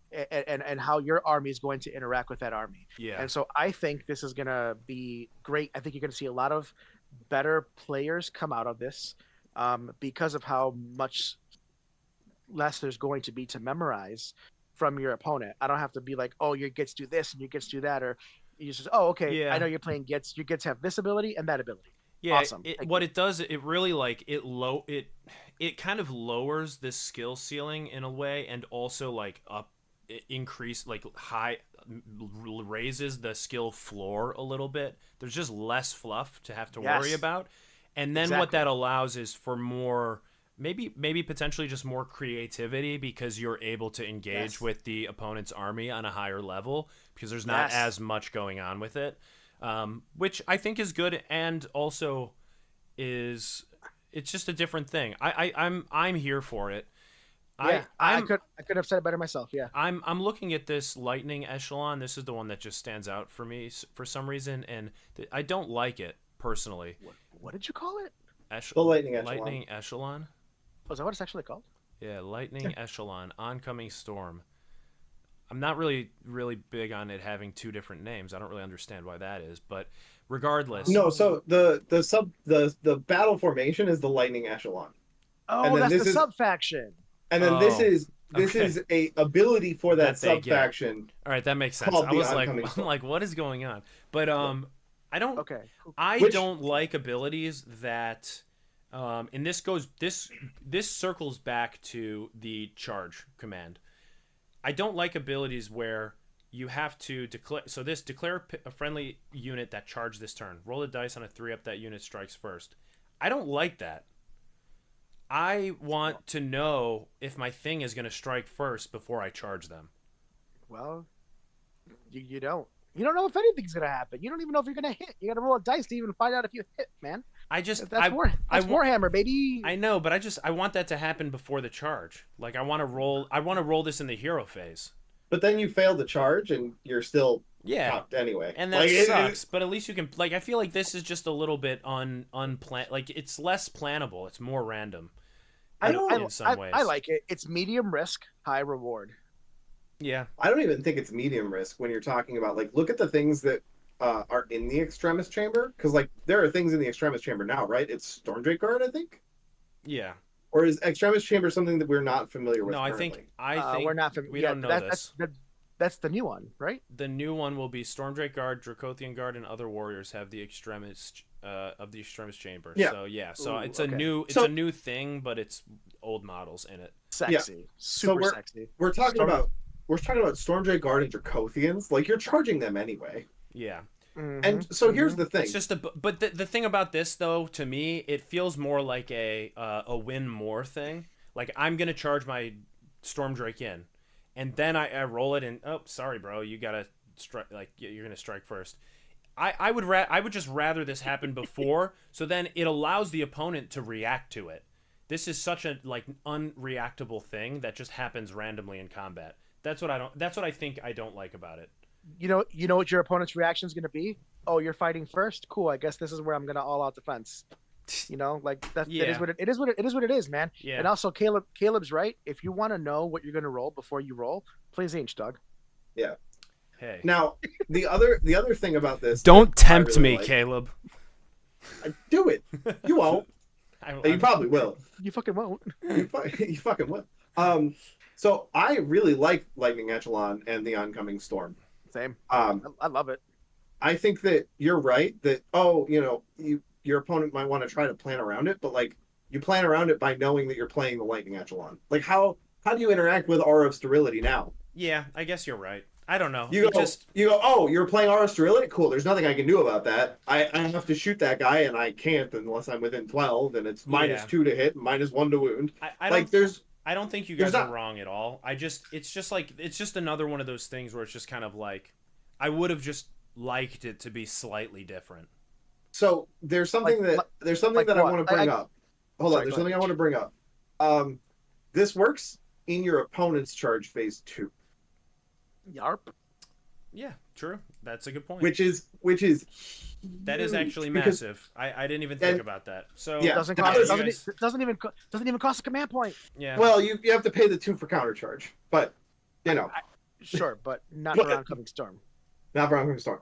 Yeah, you do. And that's really where You still would the- have to pay the command point, Carlos, because it's No. pick a unit that No, I- charged this turn. So you have to at least do the counter No, charge. I'm saying oncoming storm doesn't cost you a command point. That's what I'm saying. Oh yeah. this ability doesn't cost a command point. Yeah. It's just you pick one of your units that did it, and that could make a massive change, and it's something that your opponent has to play around. Yeah. But it's not like an esoteric arcane rule that you have to read 7 times. You go, cool. Which guys are your extremists? Those guys? I better make sure that if I'm charging you, that I tie those guys up first, Yeah. so that they can't charge me, because Yeah. I don't want to get strike first in my own turn. Yeah. I think that makes sense. I think you guys are right. I mean, it's just I get where you're coming from, where it's something that it does feel kind of like a win more, but what it also allows you in your charge phases when you're charging in, if you were like, okay, cool, I got my first 5 block or 3 block of Dracothian Guard, they made their charge, I've got a second block here, yeah. I don't know if I want to charge them because maybe they'll die on the swing back, but then you're like, cool, oncoming storm, did I get it? Yes, cool, I can charge this second unit without any concerns, because I know I'm getting these guys striking first. It's really great for the Stormcast player. It's obviously not great for your opponent when it happens, but that's how most rules are. Yeah. When your opponent's rules work, it's probably not good for you. All right. I concede. That's fair. Is there anything else that you guys want to talk about in this little Stormcast article? I mean, their finest hour being their personal battle trait is cool. Yeah. Going on units, only be able to pick a unit once per game. Being able to work on units and not just heroes. It will be quite sad to, if I'm, no longer be able to say it is so and so's best day today. I know, in a best day game. ever, man. Like Like- it's I mean, really sad. But Talk Play about this. Stormcast. Talk about the Sigmar community, like renaming something, and it just stuck. maybe like, literally, like- it'll come back. Maybe Cities of Sigmar will get the same thing, and it will be best day ever. Best day ever. So that is something that I floated, which is that this battle trait does obviously call out Stormcast Eternals explicitly, Yeah. which means that there's 2 schools of thought here. One, this is a generic battle trait that it exists in multiple armies and has to be then called out specifically in this one because it's for Stormcast Eternals, or it's because there's still allies floating around. I mean, obviously, Regiments of Renown might be able to get it, but there's a possibility that allies are still floating around. Hence, they had to call out specifically Stormcast Eternals. Yeah. I don't know which one it is. I'm sort of, in my personal opinion, leaning towards their finest hour being a thing that happens on a couple different armies. I wouldn't be surprised. I wouldn't be surprised either, but it might just be different. I don't know. Yeah. I know there was a White Dwarf heroic action that OBR got before we got our new book that allowed you to just make it so the first cast you just can't get unbound. So I would imagine potentially maybe these older White Dwarf heroic actions that came into play, is I think a few other armies got random heroic actions thrown their way. Potentially those are just going to come back as the initial hero phase heroic action once per turn things that armies get. Maybe. Sure. I wouldn't mind that. I don't Yeah. necessarily think that, at least from my perspective, Finest Hour is great, but it's not adding the value it's not always adding the value to me that I need in OBR. So I would actually just have always preferred to make my first cast unbindable, Sure. So potentially those things, something a little bit more useful comes to each army. Because I think it sort of got to the point where it's every single army, every turn, their heroic action is I'm rolling for a command point or I'm finest houring a hero. Yep. Most of the time, So it would be nice if we had a little bit more flavor in these. Mm-hmm. And I think we will get it. There was something else I wanted to call out, which is I don't think that these are all the battle traits that are going to be there for SCE, because they even call out the difference between Stormkeep and Scions. Sons of Storm. Scions. Yeah. Like they called out those Ooh, still yeah. being things, but we haven't seen and they've called out the Celestial Realm and Strike from the Heavens or whatever the ability is, Scions of the Yes. Storm. That ability is now for both, which means that there's probably some rules for Stormkeep that we haven't seen yet. Yeah. That's because we were talking about whether these were all the battle traits. I don't think these are all the battle traits. I don't think those might not even be all the sub-faction abilities, which would explain why they're titled differently. Yeah. Interesting. What would Okay. So I'm not like super familiar with the Stormcast lore. So we have Signs of the Storm and Stormkeep, and then these new guys that they're making, which the new models that are coming out or whatever, the Ruination Chamber, are they from one of those, or is that its own completely own like new thing? So the difference between Scions of the Storm and Stormkeep is more so about how the units are organized, more so than where they're from. Like it's not like, oh, it's a different chamber. Scions of the Storm is it's an army that for the most part has their units in the heavens now. Like they're calling units from Azir to support a smaller unit. Stormkeep is more like all of our units are on the ground because we're already a defending force. Yes. Okay. Is really how it's really how it's codified now. It's more of a lore thing that ends up affecting how you build the army. Stormkeep is supposed to in the lore represent the Stormcast that currently protect cities, the cities of Sigmar, right? The ones that are stationed there as as guards. The Scions of the Storm are the ones that fly into battle at a moment's notice. And that's what that is. That's why the Stormkeep people can't drop in from the sky. They're already there. What they do get is bonuses to holding objectives, which would be cool. And that, I hope they retain that. That'd be really cool if now the Stormkeep maybe they count as +1 when they for their control. They might have +1 to their control just across the board. And then the Scions probably might have impact hits now. Ooh, spicy. Like all not impact hits, but like when they come in, they just they get their hits. Like they get their like the shield boys. Like the Annihilators do now. Like they do mortals on the impact. Like that might just be that's what Scions do now. And there's one other thing with the Heaven Sent ability that I feel is important. Yeah, I'm on it right now. So it's actually it's the Scions of the Storm ability. It's just in your movement phase. I don't think teleports are at the end of the movement phase anymore. Your movement phase. Pick a friendly Stormcast unit that is in the realm. Set it up anywhere. Yeah, there you go. Sure. Simplify things. Yes, I think that's correct. Which means that you can't do the thing where you were coming in from Deep Strike after someone redeployed, like because it was happening at the end of the thing. Yeah. Yeah, that's a good point. It means that now if someone drops like, oh, I'm dropping 3 units of Stormcast around your hammer unit over here, at the end of the movement phase, they'll get a chance to redeploy away from it. Yeah, I was just going to say this is a massive nerf to deep striking, realistically. That is big. Yeah, I didn't even think about that. However, we also haven't they also haven't codified that you can't move after teleporting it. I'm assuming they will, but it's not in there now. And that's an important point to make. Like, there's probably, like John said, there's probably a rule that will say, a universal rule. I'm just saying, it has not yet been said yet. Yeah. Pointing it out, I think it will be, but it has not yet been stated. It definitely, I would be shocked if it's not. But, I mean, you're definitely right. I mean, we were going to ham on power through, so we might as well go ham here. But that's really all I've got out of this. I mean, this just makes me want to see the other armies, what they have. That's really realistically what this is to me.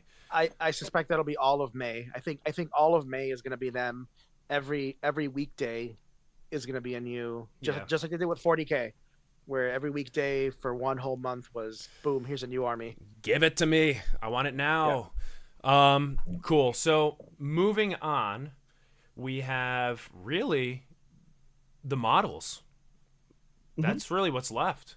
So we've got the stuff from Dark, today. We've got the Dark Oath. So the I Dark think Oath, this yeah. is cool.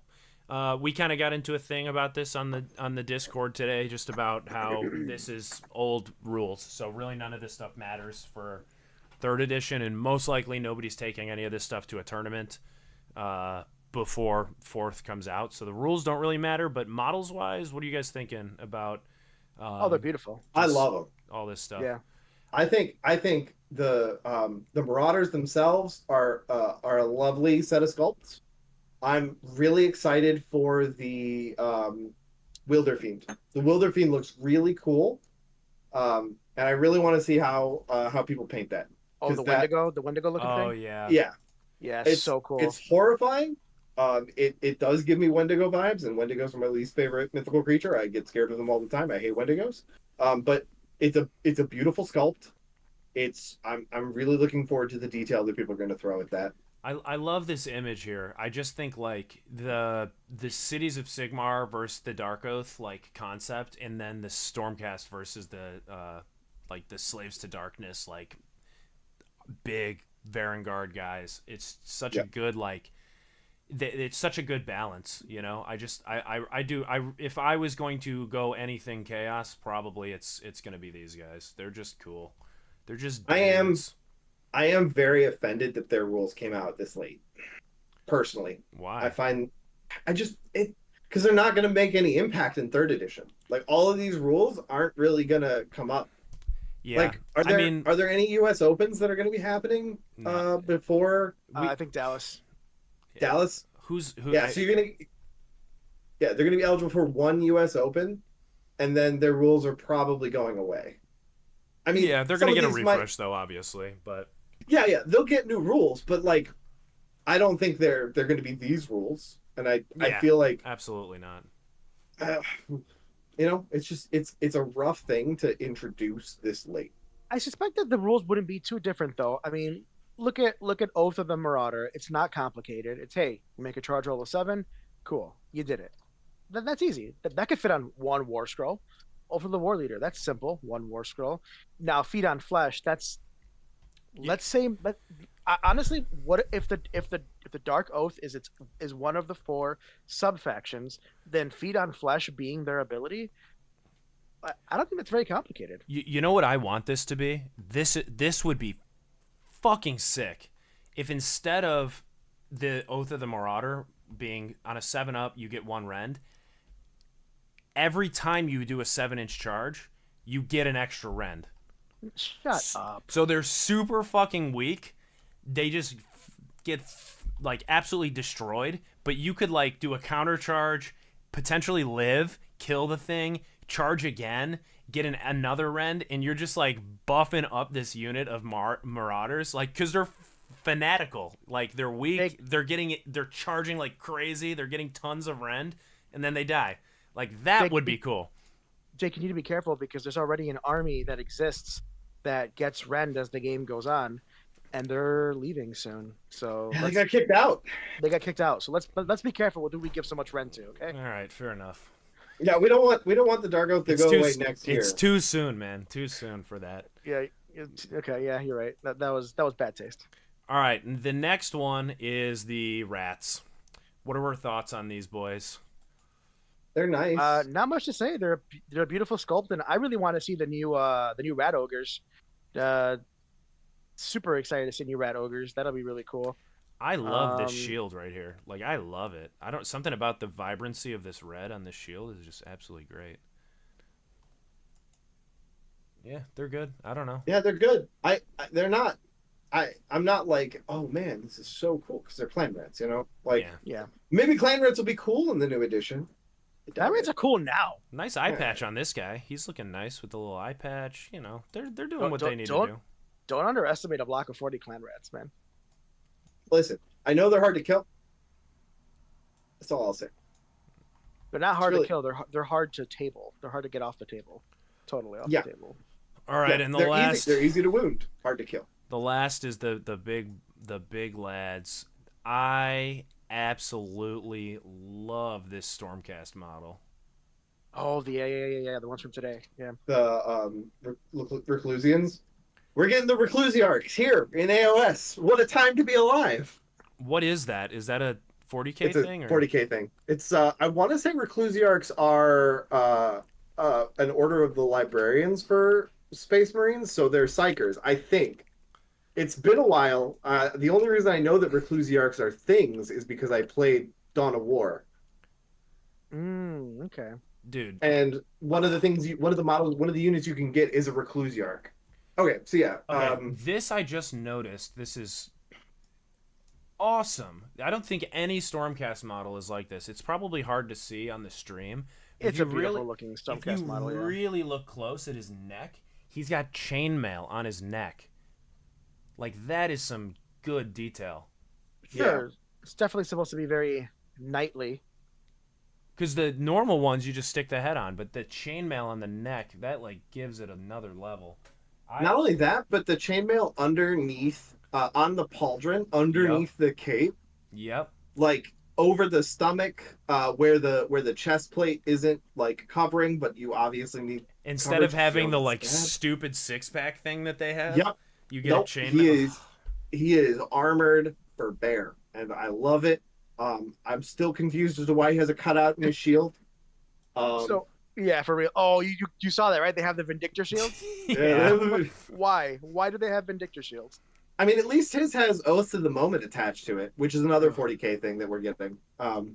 Those are the in 40k they're parchments attached with seals that have oaths that the Space Marines take before they drop. So they're called Oaths of the Moment because they take them the moment that they drop. So like, you know, they're taking them right before. That's what those little paper banners be looking like. And he's got some on his shield. You can see them on dude, the images. You can see them. I will never complain about a paper banner like hanging off of some armor. Yeah. Like that is seals? just a cool Purity ass looking seals? thing. Yeah. You got a boner for purity seals? If that's what that means, I have, then absolutely. I love them. So I made this joke in the Discord earlier, but I just want to call out for anybody that has siblings or like cousins that they're really cool with. Apparently, the lore for these guys is that it's a blood relative that's there to keep you in check if you like go berserk on the battlefield. But the thing is, like for anyone that like has a sibling or a cousin like mine, Yeah. like if it was me on the battlefield, my brother would be enabling me so hard. Like if I got hit by like a mortal wound, my little brother would stand over me and be like, "You just gonna take that like a little bitch? Get up, bro! You're not even gonna make a ward save. Get mad, bro. I'm gonna be honest. I think if I had my little brother with me and I was a Stormcast like this, he'd be like trying to he'd be on my side. He'd be giving me the good advice. No, my brother would be screaming at and be like, "Are you just gonna take that? You're just gonna take that? Let's go, get mad." Which your brother? Which one would he be? This guy with the like flame thing that The is like, sensor. the sensor that's hanging, or the dude with the staff and the hood?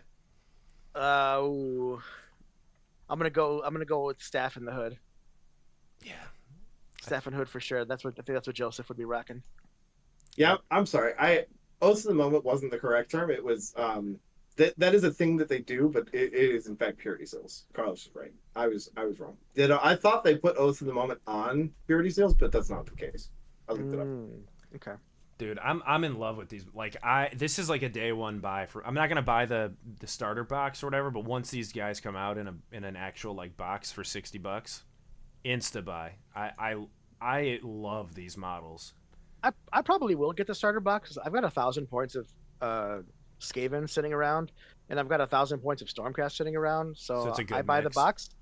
the box, finish off both armies. Boom. Yeah, Let's go. Value, baby. my buddy I'm has probably not. all of my Stormcast right now, but this is making me want to be the guy who's like, hey man, can I have my Stormcast back? So that other Alexander says that Oaths of the Moment are purity seals before purity seals. So maybe I was right. I'm just operating off of some old lore, the deep lore. Yeah, Dawn of War is like what? That game's like what, 15 years old now? Maybe more, actually. Great game. 2004. It's 20 years That's old. 20 years. I was gonna say, I'm like, it might be 20 years Dude. now. Or Your lore That is is 20 years old. 20 years old. Mhm. Yeah, first Dawn of War, baby. Now, in fairness, Bro. I didn't play most of the first Dawn of War. I started playing when they dropped the Dark Crusade expansion. Dude, Which Dark Crusade was 2004. phenomenal. Dark Crusade, or is it Dark Crusade? Yeah, the No. Dark Crusade. That's the second one. Yeah. It's Dawn of War, then It's Dark old enough Crusade, for then both. then Winter Assault, and then Soul something, and yeah, dude, Soulstorm? Soulstorm. I think that was the last one. Yeah. Dude, Dark what Crusade- an awesome game. Dark Crusade was such a good like Dark Crusade was you had the like all the territories and you would pick an army and then you would have to fight out your territories like you were playing Risk. But each Bro. territory you took was a battle that you played in the RTS. Dude, Ah. it's so good. It's so good. I spent so many. Me and my younger brother, speak of the devil, played so much 1v1 in that, like, unreal amounts. I had my computer right next to his, and we would just sit there and just. It was awesome, dude. If they made it an AOS version of that game, I think Of my what? life would be ruined. That wasn't the one that they released. Yeah, last that year. wasn't the shitty one that they made already. Yeah. But like Brutal. if they just reskin that and just made it with AOS, oh my dude, my life would be gone. I would literally only play that like endlessly. I would just be Dawn of War 2 is also really good, but it moved away from the RTS base and started doing the squad based, which was still fun, and it was a great time, and the stories were phenomenal. apparently Following the Blood Ravens are so good. apparently Cody was like a pro at that game. Cody's a pro at every game. True. It's true. Big facts. But yeah, so I love these Stormcast. I want to kiss them on the mouth and For Sigmar. for Sigmar, yeah. And No, for myself. Fuck Sigmar. Not because I'm on the mouth for myself. true. Yeah, man, I love him. This guy Him and looks his Dick Dagger. This dude looks Oh, mad. boy. Holy Oh my shit. god, he does have. They all do they all have dick daggers? They all have Dick Daggers. Yeah, they do. Oh my god. He's got to protect the family jewels. And by the Oh. family's jewels, I mean Sigmar's jewels. Yeah. So body is that's another question. Do they have bodies? Like, are they? Yes. Yes. Yeah. They're yeah. like, can they take their armor? Have we ever seen a Stormcast Yes. like with like Yeah. his Yeah. 6-pack Yes. out? Who? Nah, what is 6-pack out? But we've seen Stormcast in like minimal armor before. In the TV show. Vanquishers? In the TV show. I don't ever watch the TV show. Stormcast. That's what I would I- like. Give me a Stormcast, a shirtless Stormcast with a Give, helmet. give me a gladiator Stormcast. He's wearing the helmet. He's got his 6-pack out. He's got a fucking flail and a net for some reason. You're like, what the fuck is going on here? Stormcast shit. So this guy right here, the martyr guy, the martyr guy Well, with the Sigmar thing on. Hold on, I gotta wait for the stream to catch up. Just the martyr from the oath, whatever, the dark oath guys. Oh. Oh, Just a little bigger one of those guys. no, but he's got to be wearing the Stormcast helmet, and he doesn't have to have the what's that Haramaki, the belly band. Like he can't have the belly band. He's got to be showing off the 6-pack. He's got to have the shoulder plate with the strap. This sounds like The a great kit bash project for somebody. So something Jake brought up today in the chat, and at first I didn't get to see people's answers to it, but like Mm-hmm.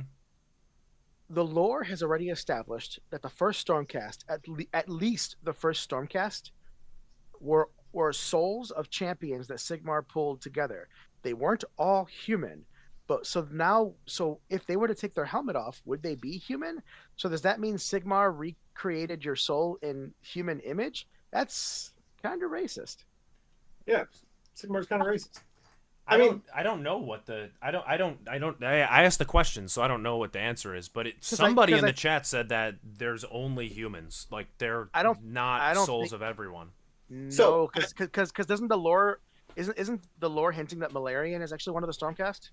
So I Really? would say that currently the Stormcast, all the sculpts that we've seen have been human bodied. Yeah, But again, we have no, like Sigmar may have taken champions that weren't human and made them human. He is the god of humans. Right. If they yeah. worship Sigmar, maybe they wanted that. It's a weird thing to think of, but like the concept of reforging just makes sense that you would, he would reform them in his own image. I also Like, would you know. imagine that like Nagash is a fucking super. He's an ally, dude. He loves everyone Yeah. equally. He wants everyone's souls, which we love that for Nagash, and that's why I love Nagash. So if Nagash is taking all the souls, then Sigmar probably is doing the same. I would imagine, right? I mean, so is Teclis. Ooh, okay. Here's Wait, no, so Teclis is only taking elf souls from Slanesh, from my Yeah, understanding. I'm not saying he's taking everybody's souls, but he is taking souls. Yes, but so your argument is that Teclis is taking elf souls only, so Sigmar could be taking just human souls. I don't know if my argument's that. I think I was Hold just on. pointing out that someone else should, like, the guy should be mad at someone else. 'Cause Alexander technically says we're that when they get reforged, they get reforged into humans, which is really interesting. I haven't read any of the books that have Stormcast in them as the main characters, so I don't know. And then Patrick says Malarian is fused with the dragon. That is interesting. Man, I should read more Stormcast books. I've only read some of the Destruction books, and then I've read some of the Gotrek books. I should read Stormcast stuff. As weird as it is, I've only read the Lumineth books because I haven't read any of them. because OBR is in all of them. Yeah, I've read one of the Ideneth books, the Silent King. I read 2 of the Gotrek books, and I read the little short story for Plague Wars. That's about it. Yeah, I definitely need to read more. I have a stack of books right behind me. I've got like Godbane, I've got Children of Teclis I haven't read yet. I bought that one though. I'm sad that the cameras aren't working still. Yeah, I know. same. I'll fix So it. you I can don't also know see our guy. I don't know what's going Yeah. on. I'm gonna actually look up how to like just actually get your camera feeds directly or like something that's more reliable because I feel like because yours in the Sure. last one, Rich, was kind of not laggy but just like super low quality, which Yeah, was not I really noticed. your fault because you looked fine on my computer. So And I look fine on my own Discord here. So we do apologize that the camera did stop working. We'll try to get that. Not try. We will get that fixed before the next one. yeah, definitely. I think we're pretty much done with meat and potatoes. I do Yeah. have a quick hot take to talk about. Well, not necessarily a hot take, but something that Jake would be very much interested in. So Okay. Jake, Hit me with it. I read an article today. Okay. This article was posted on thekitchen.com, Okay. and it is titled, "We asked 3 chefs to name the best frozen pizza, and they all said the same one." Okay. I'm looking it Okay. up right now. Here, I'll post it there. The kitchen is spelled weird, so it's not Yeah, I like the see it. kitchen. How to make frozen pizzas. We asked 3 chefs to name the best. Should I click on this and get the answer, or do you want me to guess? I want you to guess. Now, mind you, one of one of these chefs is a Michelin star chef. Okay. Okay. All right. So What do you I what do you opened it. think it was? Bro, it's home run and pizza. Easy peasy. Home run and pizza is It the ain't. best. It wasn't that. Rich, what's your guess? I can't guess. I've already looked. Okay, it was You should've- Stouffer's French bread pizza. No, dude. All right, hold on. So now Hold up. I go ahead and get into it if you want, and we'll post it in Okay. the chat, people, if they want to look. Stouffer's. Okay, so I'm looking at it right now. I literally have it up on stream, so people can see this. So we have. All right, we asked 3 chefs to name the best frozen pizza, and they all said the same one by Mackenzie Filson. All right, so here's how we're gonna do this. Mackenzie Filson.